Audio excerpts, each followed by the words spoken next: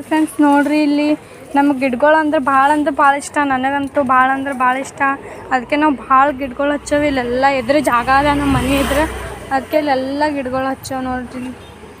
ನಮ್ಮ ಗಿಡಕ್ಕೆ ಸೀತಾಫಲ ಎಷ್ಟಾಗ್ಯಾವ ನೋಡ್ರಿ ಫ್ರೆಂಡ್ಸ್. ಈಗ ತುಂಬ ಹೋಗ್ಯಾವ ಎಲ್ಲ. ಈಗ ಮೆಣಸಿನ್ಕಾಯಿ ಗಿಡ ಹಚ್ಚಲಿಕ್ಕೆವು. ಇಲ್ಲಿ ಜಾಗ ಇಲ್ಲ, ಎಲ್ಲ ಗಿಡಗಳವ. ಪೇರು, ಸೀತಾಫಲ, ನಿಂಬೆಹಣ್ಣು ಎಲ್ಲ ಅವ. ದಾಸವಾಳ, ಕೆರ್ಬೇವು ಗಿಡ ನೋಡ್ರಿ ನಮ್ದು ಎಷ್ಟು ದೊಡ್ಡದು.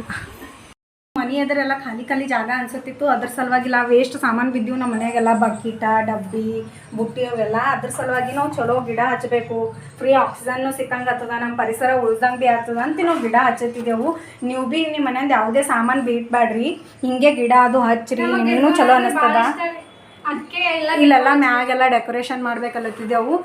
ಎಲ್ಲ ಫುಲ್ ಕಂಪ್ಲೀಟ್ ಆಗೋಣ ನಿಮ್ಗೆ ಫುಲ್ ಒಂದು ವಿಡಿಯೋ ಹಾಕ್ತೇವೆ. ಬಾಯ್.